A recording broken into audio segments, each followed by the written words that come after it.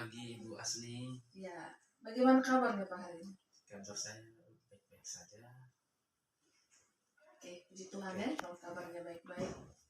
Jadi mungkin sesuai dengan perencanaan bahwa pada hari ini tuh kita akan melakukan supervisi. Tetapi sebelum itu kita ada ikuti beberapa kegiatan, yaitu pra-observasi dulu. Supaya nanti sebentar ketika observasi di kelas saya bisa menilai Pak mungkin poin-poin mana yang harus saya nilai. Jadi mungkin hal pertama yang ingin saya tanyakan itu berkaitan dengan kelas berapa yang ingin Pak masuk mengajar sebentar. Oke, baik. Sebelumnya terima kasih Ibu. Jadi sebentar itu mungkin kelas 7 yang akan saya masuk sesuai dengan jadwal pelajaran di sekolah kita. Baik, jadi untuk observasi kita hari ini berarti Pak mengajarnya di kelas 7. Ya. Nah, kelas 7 ini berarti mungkin yang ingin saya ketahui yang pertama itu tujuan pembelajaran yang ingin Pak terapkan saat sebentar observasi itu apa? Jadi baik di sini di dalam apa yang saya rencanakan di sini mungkin ada satu hal yang harus saya pertegas lagi untuk tujuan pembelajaran itu. Saya maunya peserta didik saya itu mereka mampu merancang sebuah proyek tentang materi perubahan wujud zat yang akan saya bawakan nanti. Berarti tujuan pembelajaran itu peserta didiknya mampu merancang sebuah proyek sesuai dengan materi SAT ya? Perubahan wujud zat. Perubahan wujud zat. Oke. Lalu untuk area pengembangan dalam kelas itu, area pengembangan yang Pak ingin capai itu apa saja? Baik, sesuai dengan apa yang saya rencanakan di sini di area pengembangan ke depan itu saya di sini secara siswa itu mereka lebih terarah ke dalam pembuatan konten dan proyek serta proses. Jadi saya tekan bahwa kedepannya itu mereka mampu menghasilkan sesuatu. Jadi sesuai dengan apa yang saya rancang di sini itu mereka mampu menghasilkan suatu proyek sehingga itu bisa berguna untuk kedepannya, untuk pembelajaran kedepannya, untuk sebagai bahan pengetahuan mereka di materi perubahan wujud zat ini. Berarti fokus di sini yaitu keterampilan siswa ya. Dari apa yang nanti dari tujuan bahwa mereka akan merancang dan area pengembangan yang ingin dicapai yaitu keterampilan siswanya dalam membuat atau menghasilkan proyek. Lalu untuk dalam pembelajaran di kelas, kira-kira model pembelajaran yang Pak gunakan model apa? Jadi saya menggunakan model pembelajaran berdiferensiasi. Sudah kita ketahui bersama bahwa di sini lebih tekankan kepada komponen-komponen itu ada konten, ada proses, dan ada produk. Ada 3 komponen. Sering sintak. Kemudian mungkin ada metode dalam pembelajaran. Dalam pembelajaran Pak sebentar apa yang Pak akan? Jadi di sini saya menggunakan metode diskusi dan eksperimen. Kemudian pendekatan itu saya menggunakan saintifik, atau yang berikutnya adalah pendekatan TPACK, itu berupa konten dan bentuk video atau visual lainnya. Kemudian model pembelajaran di sini saya menggunakan PJBL, Project Based Learning. Oke, berarti nanti sebentar Pak akan gunakan yaitu dengan model PJBL, kemudian strategi yang Pak gunakan itu dengan menggunakan pembelajaran berdiferensiasi, metodenya itu ada diskusi, ada pendekatan saintifik dengan TPACK. Oke, baik. Mungkin hanya itu saja pembicaraan kita terkait pra-observasi. Nanti pelaksanaan di kelasnya itu akan saya nilai ketika sebentar Pak melakukan pembelajaran, akan saya observasi. Jadi itu saja, silakan Pak ke kelas. Oke, terima kasih Bu. Nanti kita ke kelas. Selamat pagi. Semangat pagi. Luar biasa. Baik, selamat pagi kita semua. salam kembali. Ada yang ada? Ada semua. Baik, kita berikan apresiasi. Masih ingat dengan bakat kelas kita? Yang pertama itu Bapak Sakade hadir tepat waktu bersama kita. Masih ada toh yang kemudian ucapkan salam sebelum masuk kelas. Tadi Pak Guru yang ucapkan salam toh. Tetap tangan dulu bagus. Lalu berdoa sebelum dan sesudah pelajaran. Kemudian saling menghargai, menjaga kebersihan dan ketertiban kelas, berpakaian rapi dengan sahabat. Oleh karena itu sebelum kita mulai pelajaran kita pada pagi hari ini, guru kita semua berdiri untuk awal kegiatan kita dengan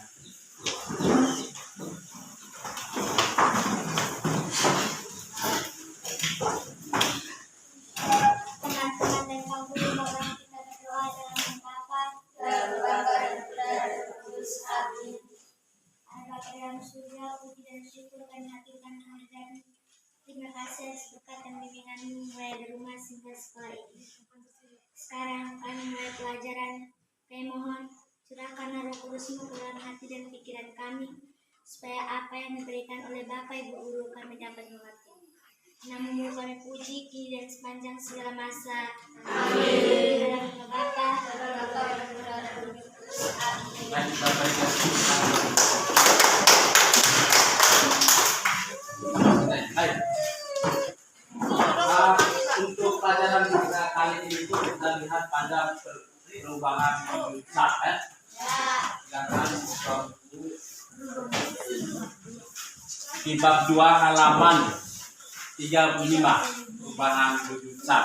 Nanti yang sebenarnya kita memiliki buku ini kita tanyakan bahan ajar itu melalui sini info ya. Baik.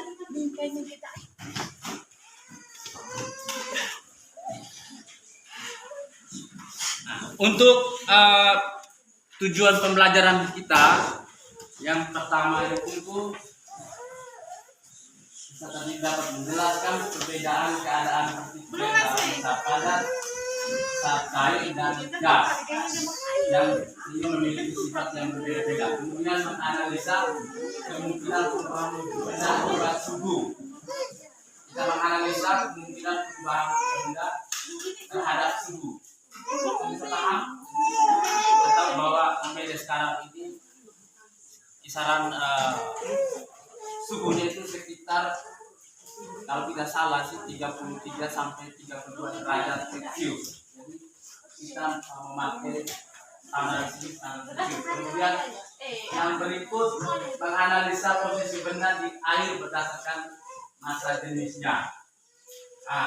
Nanti sebentar mungkin ada yang kita perhatikan itu menganalisa massa jenis, ada yang dalam keadaan tenggelam, melayang dan dalam keadaan terapung. Kemudian menghitung massa jenis suatu benda. Kita menghitung massa jenis, misalnya sebuah meja, massa jenisnya itu bagaimana? Atau sebuah batu, massa jenisnya kita bisa menghitung. Kemudian melakukan permasalahan untuk membedakan perubahan fisika dan kimia. Ini perubahan suatu benda. Di sini Pak akan jelaskan itu bagaimana kamu dapat mengerti nanti ada perubahan benda yang bersifat fisik, fisik. Kalau sebut fisik itu berarti orang sejak bilang itu apa? Badan ya, bahasa daerahnya apa Pak? Guru kita tahu. Kemudian kalau kimia itu perubahan setelah kita buat percobaan, kira-kira apa yang dihasilkan oleh dari percobaan tersebut. Misalnya kita kasih contoh lilin dibakar, kemudian lilin itu akan menjadi cair. Dari lilin itu dari benda padat ke cair. Benar tidak? Lilin dibakar itu dia akan mengalami perubahan dari benda padat ke cair. Kemudian itu perubahan secara fisik, tetapi di sini ada perubahan secara kimia. Secara kimia itu perubahan yang terjadi karena ada suatu benda atau satu elemen yang dapat mempengaruhi perubahan benda tersebut. Misalnya di sini kita pakai elemennya api. Api, kalau kertas, kalau lilin kita dibakar itu maka akan mengalami perubahan wujud pada suatu benda. Bisa mengerti tujuan belajar kita? Paham tidak? Baik. Minta maaf karena kita kekurangan buku jadi kita pakai yang ini. Yang lain bisa. Di sini ada perubahan wujud. Sebelum kita masuk pada kegiatan inti kita, nanti Pak akan jelaskan ini bagaimana perubahan wujud meleleh dan membeku, menguap dan mengembun, menyublim dan kemudian sekulitas itu kita isi air itu kemudian di dalam es itu atau lemari dingin itu es itu ada setelan itu, ada yang ke panas, ada yang ke dingin. Kalau mau panas kita setelan itu sekitar 0 derajat atau -1 atau -2 sampai gitu. Maka air yang ada di dalam kertas yang kita isi tadi mula-mula yang cair kemudian akan menjadi beku. Semua es di kutub itu mencair. Silakan Anda menjawab ya. Tahu tidak es di kutub? Jadi ada kutub utara dan kutub selatan. Kalau belajar es ya. Jadi di kutub itu dia membeku. Kira-kira tidak cuma kita ya. Kalau jawab.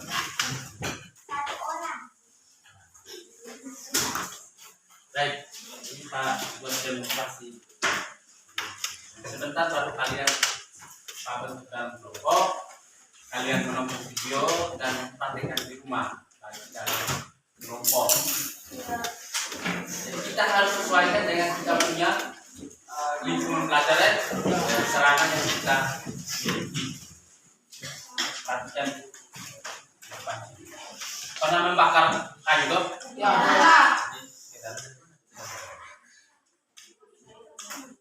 Lihat,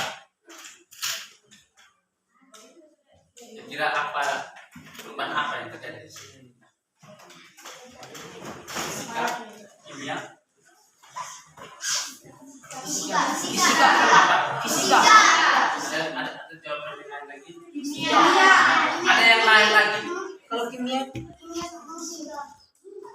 fisika apa dulu? Satu perwakilan dari perubahan fisika satu orang. Jangan mewakili. Perubahan fisika yang perubahan kimia mewakili satu orang. Saya minta satu lagi pendapat dari kalian. Karena di sini ada muncul 3 pendapat atau tiga asumsi. Harus dijelaskan. Ada perubahan secara fisik, ada perubahan secara kimia, dan satu lagi ada perubahan secara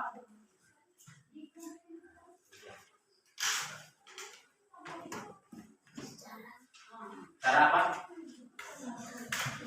Fisika dan kimia. Tangan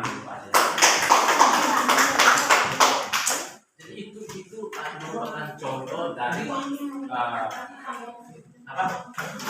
contoh dari kertas dibakar.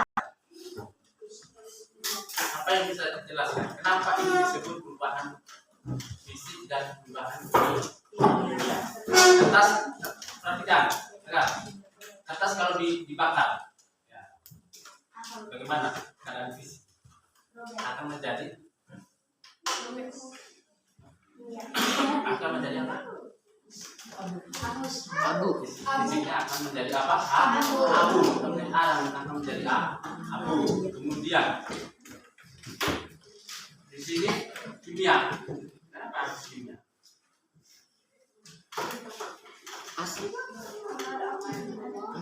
Karena ada unsur elemen api.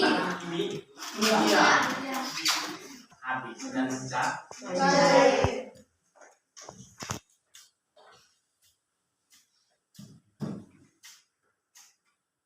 Bisa mengerti? Bisa. Jadi ini terjadi 2 perubahan secara kimia. besar, Ya. kimia. Kemudian dengan ada elemen api, kemudian dia akan mengalami perubahan fisik dan akan Mencair. yang tadi yang satu batang yang tergambar seperti ini.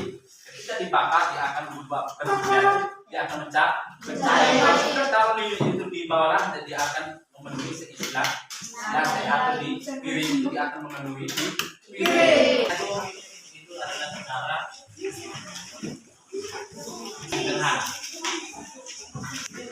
Produknya tinggi itu karena kalian ada di antara kalian tadi pas sudah survei tadi ya, ada beberapa yang memiliki kulkas, mana tidak? Kira-kira kami yang ada kulkas di rumah 1, 2, 3 ini sudah cukup waktu. Kenapa orang coba 1, 2, 3 ada kulkas tidak? Ada angkat tangan ke bawah. Cara pembuatan itu dengan bersama teman-teman ini. Kemudian kamu dokumentasikan supaya harus ada di bawah. Ada dokumentasi, video dokumentasi. Material.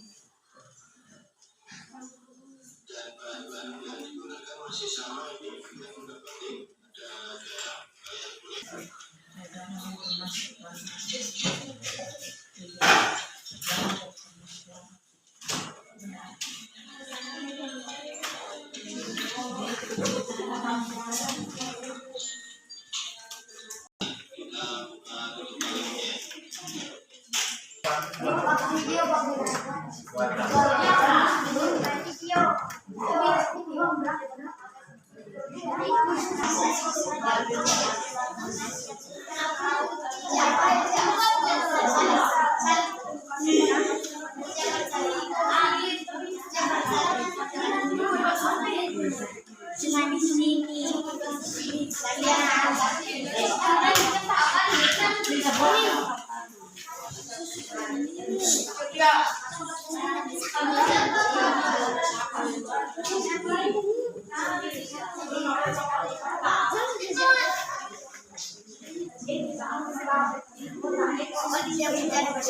Ya, bagaimana cara pembuatannya? Yang Kemudian hasilnya itu kami tunjukkan, hasilnya kami nanti komunikasikan di depan kelas. Kemudian kendala apa yang dihadapi saat membuat proyek atau produk tersebut. Kemudian kesimpulan, saran dan refleksi. Bisa? Tidak? Bisa. Masing-masing ini nama-nama ini yang pas sudah data ini silakan tulis, dan semua silakan tulis cara membuat laporan. Sederhana sekali. Silakan tulis di depan Pak apa yang Pak buat. Pusat adalah proses suatu saat berubah dari suatu bentuk ke bentuk lainnya. Perubahan bentuk zat dapat terjadi ketika saat tersebut menerima atau melepas kalor. Kalau tidak menerima itu dia akan memberikan efek pada satu benda tersebut kan? Misalnya kalau Anda berjabatan tangan dengan orang lain, tangan Anda itu terasa hangat atau panas, berarti Anda menerima kalor. Tangan Anda terasa dingin, berarti Anda melepaskan kalor. Bisa paham sampai sini? Bisa. Itu perubahan ujian membeku, mencair, menguap, menjublim, dan mengkristal. Kita ada tugas kalian ya? Oke, hanya itu saja yang bisa Pak sampaikan untuk pertemuan kali ini. Tugas kalian adalah ini kalian sudah catat? Sudah. Ini tugas individual. Ya. Tugas individu.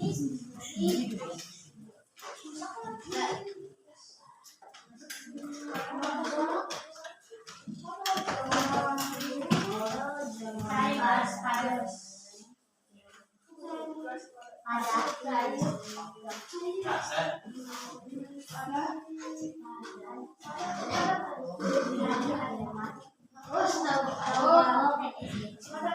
Jadi di sini, nah ini adalah peta konsepnya.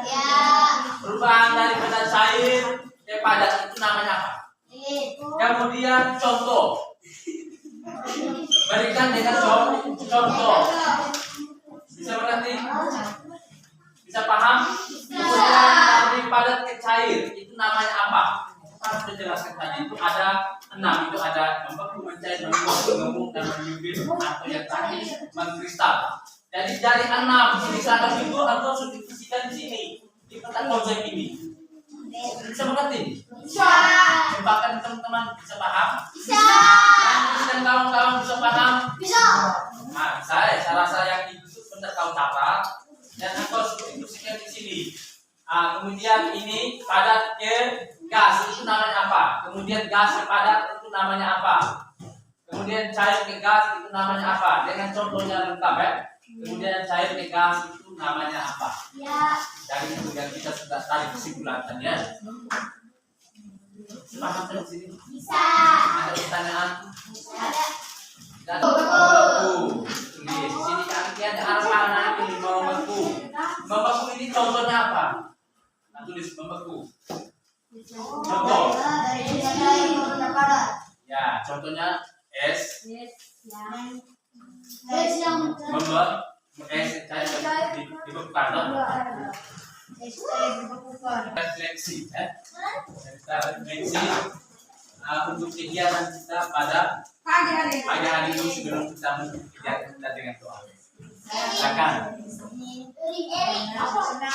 diubah dengan gaya belajar Bapak Guru. Silakan.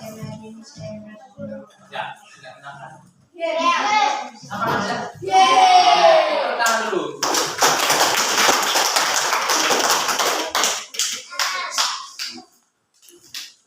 Teman-teman. Saya akan merefleksikan dalam kegiatan pembelajaran hari ini. Saya merasa senang dan banyak mengerti banyak hal yang diajarkan oleh Pak Guru. Itu saja refleksi dari saya. Sekian dan terima kasih. Ya, gitu. Apakah? Oh, tidak ada. Satu lagi, ada tamu dong. Bukan sudah siap. Adrian, ayo tetap tangan dulu Adrian. Silakan, yang teman dua. Kegiatan perasaan Anda itu mengikuti kegiatan kali itu bagaimana, toh? Ya. Silakan Adrian. Saya kalau taruh.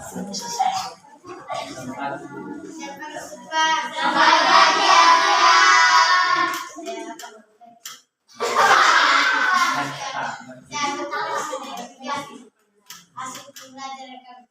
Saya senang gara-gara tahu banyak hal yang dan bagus.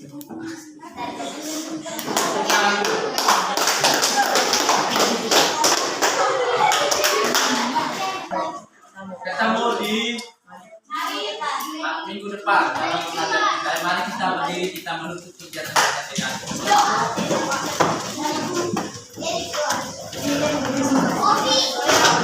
Marilah kita semua siapkan hati dan batin kita untuk berdoa. Dalam Bapa dan Amin. Ya Allah, dalam surga, puji dan syukur kami haturkan kehadiran.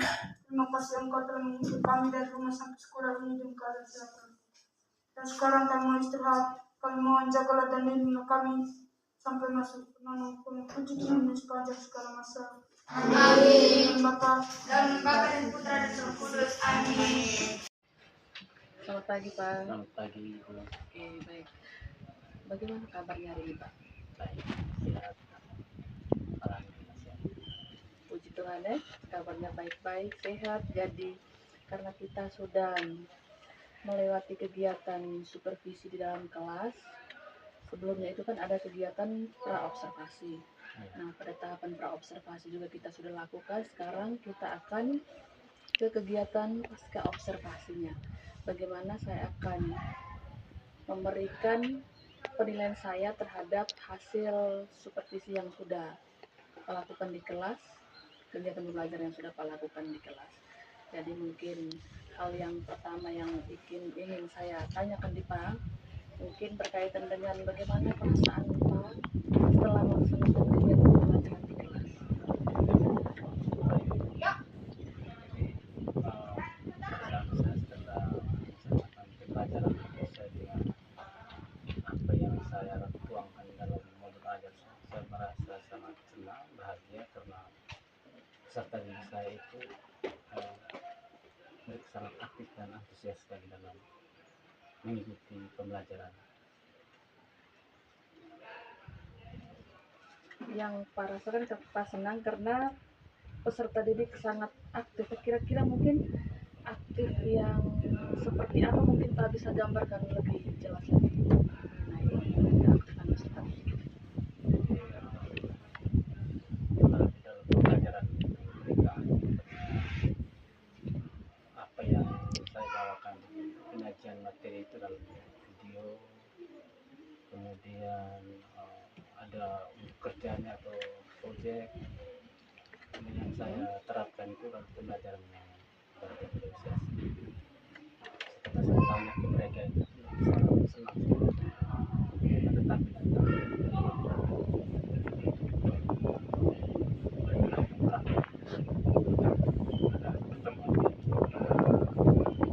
Jadi keaktifan siswa itu karena memang kita lihat yang pertama dari video pembelajaran yang Pak tampilkan, kemudian ada proyek dari pembelajaran integrasi juga, sehingga peserta didik jadi lebih fokus untuk menerima materi yang Pak ajarkan.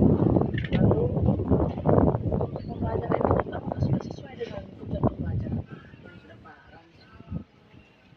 ya sudah sesuai karena fokus saya, proyek saya ke depan itu mereka dapat menghasilkan sesuatu karena ini kan pembelajaran IPA tentang suhu, jadi dari situ mereka bisa menghasilkan satu.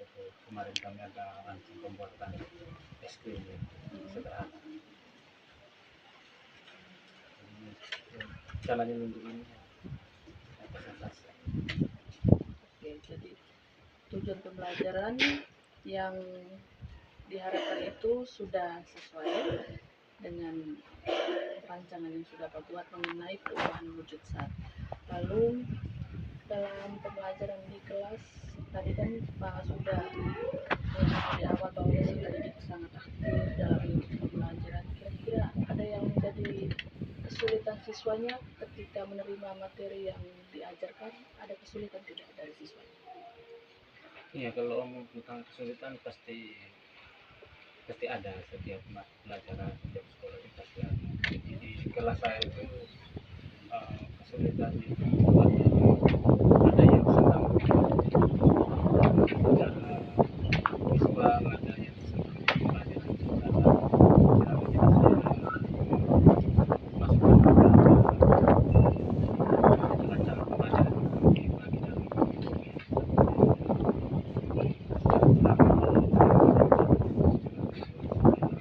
proyek yang sudah tercapai pada capai. Jadi berarti berkaitan dengan pembelajaran kesulitan siswanya berarti sudah diterapkan pembelajaran berdifferensiasi dalam bagi mereka dalam auditori, kemudian kinestetik dan visual. Lalu ini dari kesulitan siswa. Nah, dapat melihat dalam diri Pak sendiri ketika dalam pembelajaran di kelas, mungkin pada pertemuan kali ini saya mengalami kesulitan pada bagian ini. Ini yang Pak rasakan selama Pak melakukan pembelajaran di kelas. Jadi pertemuan pertama itu kesulitannya itu ada peserta didik yang mungkin dalam pembentukan kelompok itu masih kejail, kemudian kurang fokus dalam mengerjakan proyek itu. Kemudian itu adalah bagaimana memantau mereka di proyek itu di luar sekolah ya, apakah mereka sudah buat atau bagaimana.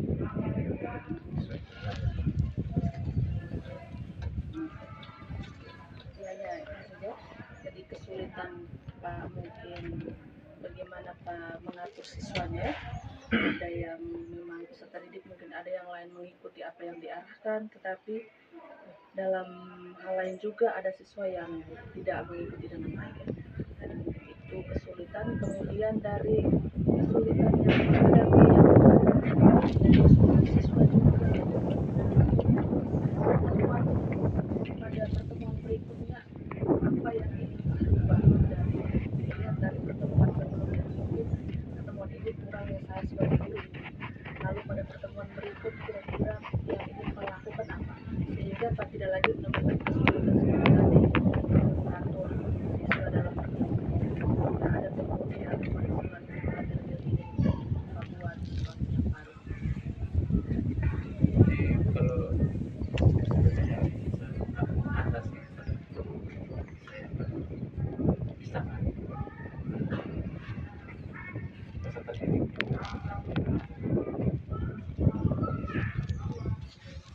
kemudian saya menanyakan model pembelajaran apa yang dia mau sesuai dengan kebutuhan dia. Jadi seperti itu. Setidaknya saya wawancara tapi melakukan pembelajaran di kelas. Oke, baik. Jadi baik, terima kasih Pak. Berarti yang saya rangkum dari pembicaraan kita hari ini bahwa memang perasaan Pak selama pelaksanaan kegiatan pelajaran di kelas itu sudah sangat senang karena ada beberapa peserta didik yang terlihat aktif dengan dimunculkan beberapa video pembelajaran, kemudian ada proyek dan juga penerapan pembelajaran berdiferensiasi. Kemudian tujuan pembelajaran juga sudah sesuai, kesulitan-kesulitan siswa juga diketahui, lalu kesulitan dari Pak sendiri juga yaitu bagaimana Pak mengatur siswanya, dan harapan-harapan kedepannya itu Pak ingin membagi peserta didik mungkin sesuai dengan minatnya atau gaya belajar, kemudian akan menanyakan kembali model pembelajaran seperti apa yang peserta didik mau. Jadi memang harapan saya ini untuk rancangan ini mungkin pada pertemuan berikut mungkin bisa dilaksanakan. Nah, ini untuk pasca observasinya kita sudah selesai, tapi saya akan memberikan ada catatan mengenai apa yang saya lihat ketika Pak mengajar di kelas. Jadi ini sesuai dengan kegiatan pra-observasinya, ada aspek dan strategi pengembangan itu, ada keterampilan peserta didik, kemudian penerapan pembelajaran berdiferensiasi yang terintegrasi KSE dan budaya positif, lalu metode diskusi dan eksperimen. Nah, dari aspek yang kita sudah rancangkan di awal ini, kegiatannya ada. Tetapi mungkin yang pada poin peserta didik mampu menghasilkan produk ini memang kegiatan pelajaran kemarin belum ada produk, karena memang rencananya kan bahwa produk ini nanti akan tampil pada pertemuan berikut. Kemudian menerapkan pembelajaran berdiferensiasi yang terintegrasikan. Ini juga ada yang saya lihat, yaitu mulai dari awal ketika Pak mengatur suasana kelas, kemudian ada budaya positif, ini ada kesepakatan kelas. Pak menanyakan atau mengingatkan kembali kepada peserta didik mengenai kesepakatan kelas. Lalu pada metode diskusi ini juga arahan kemarin yang waktu pembelajaran itu memang diarahkan bahwa peserta didik dalam membentuk diskusi kelompok itu yang Pak yang sudah bagikan untuk melakukan eksperimen membuat es krim. Nah, untuk secara keseluruhan memang kegiatan pembelajaran memang sudah sesuai dengan. Selamat pagi, terima kasih Pak.